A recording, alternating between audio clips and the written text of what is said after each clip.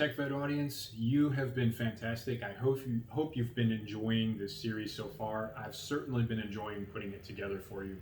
We have reached the fifth and final episode of this series on networking and personal branding, and this one is going to tie up all the other four into strategic branding and how you're going to direct those other four steps forward to become force multipliers for you in getting employment opportunities.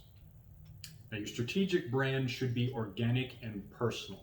Nothing that I'm going to talk about in this episode requires you to fabricate or make up experiences or a fake persona that you want to get hired. Jeff Bezos famously said, "Your brand is what other people say about you when you're not in the room." It's very clever, it's a bit reductive, but I think we can expand on that a little bit. Your personal brand is your public reputation and your legacy. Now, in our modern era, especially in the COVID-19 pandemic situation we find ourselves in, that reputation exists mostly on the internet, and it will probably proceed further in that direction as we go forward. For most of us, that's comprised largely of social media, especially if we roll LinkedIn into that category. And that means that you likely will never meet many of your social media contacts in person, especially now that we're worldwide. This means your personal brand is primarily the opinion of people who may never meet you, based in large part on the content and contributions you make on social media. So with that in mind, I ask you, what is your brand today, and what would you like it to be? In other words, who are you now, and who do you want to be? With these in mind, I have some tips that go back to the previous four steps and will keep you oriented towards a strategic and productive personal brand. I believe I mentioned it before, but when you go back to your profile, start aligning everything in your profile with that brand and with who you want to be. So I remind you, don't list student as your occupation, even if you happen to be a student. I also wouldn't list aspiring job title in my headline, aspiring data analyst, aspiring data scientist. What are you now, and what are you studying to become? I would title yourself as one of those things. You have to ask yourself, can I conceivably call myself this thing without currently having a job? And as I said before, it's very difficult to call yourself an engineer if you don't have an engineering degree. It's very easy to call yourself a data analyst even before you have a degree, because that's an accurate title.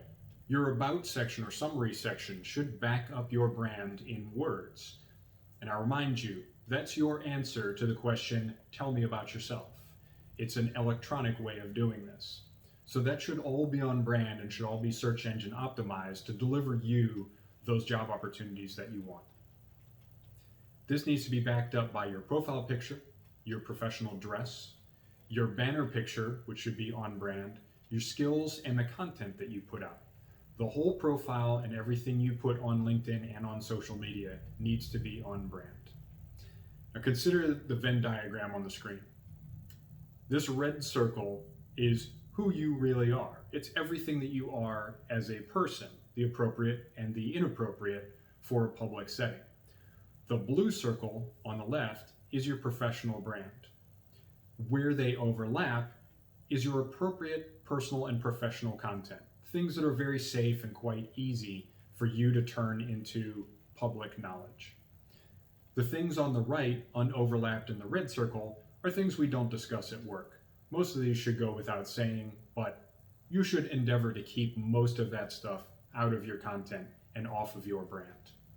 Now, where people get into trouble is on the left side. In the blue circle that's not covered by who you are today. That's who you want to be or who you plan to be. It's part of your personal brand, but it's not part of you just yet. That can include upskilling, your new or intended job, even the place you intend to live and work if you're not currently there, and habits that you're developing. Most people have a big problem discussing these things openly. For some reason, when we're working on things, we want to keep those things a big secret. I would suggest to you that this is part of imposter syndrome. Now, imposter syndrome is the mistaken belief that you don't have the skills required or the traits required to execute the job that you're currently in or the job that you want. And it generally includes that unoverlapped blue area. What are you working on? And can you claim that as a part of your identity? If you can talk openly about that part of your brand, you are going to have a huge advantage over most of the other people in the workspace. So, how do you find your brand as a thought leader, especially in a data or tech environment? What can you talk about? As I mentioned before in the content segment, you can curate content. Go find YouTube videos, books, technical manuals, online courses that you can review and show things that you've learned. You can share your opinions about primarily professional subjects. You can ask questions. Often a great driver for interaction and development of your brand is to ask questions about something that maybe you just want to hear people's opinions on, or maybe it's something that's tripped you up and you want to find out what your peers and your connections think about it. That can be a very good way to get your name and your brand out there in a safe environment. And again, you're being humble. You're deferring to your connections.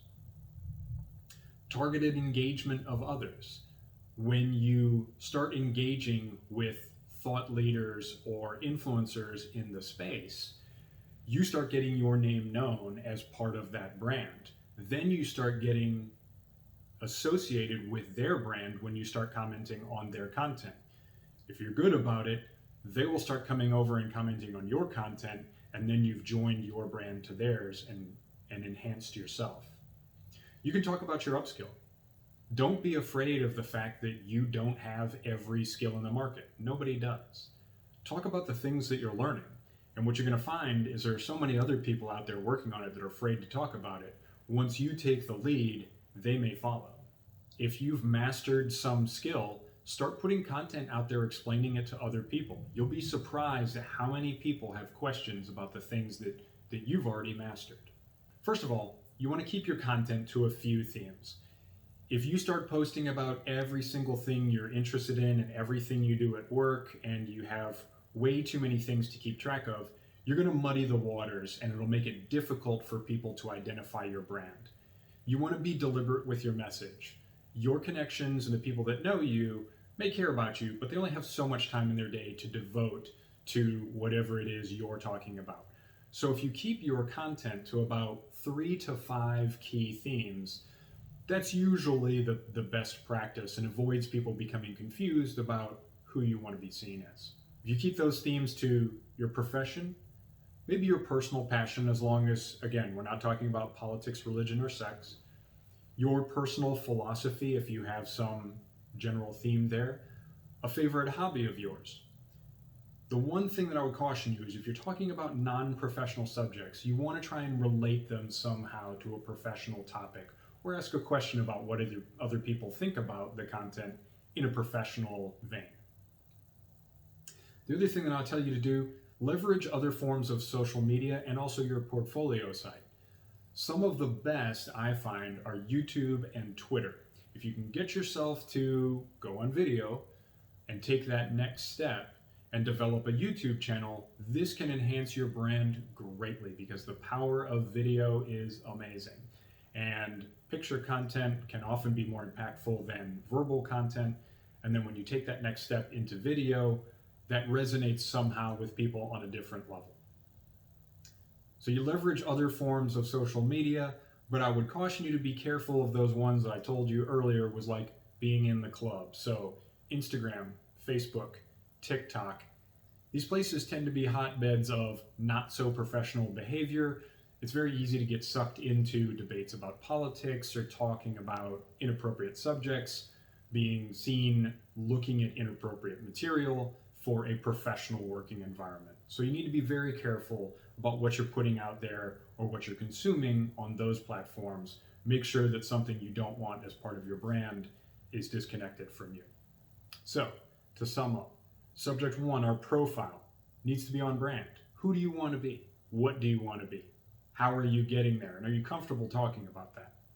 Your network defines your brand for you. Make sure you're connecting with the right people that you want to enhance your brand, not to detract from. Your content needs to always be on brand and be along those consistent and somewhat limited themes that you choose to be a part of that brand. And your portfolio enhances your brand credibility and makes you more employable.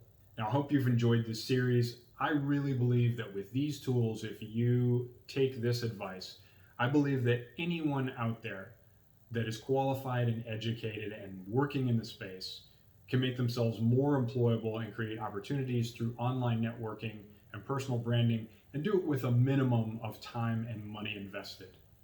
Again, I put the offer out there. Please connect with me on LinkedIn, send me a message, tell me what you thought of the video series. I'm honored that you had me here, TechVed, and if anybody's got questions, I'm all ears. See you later.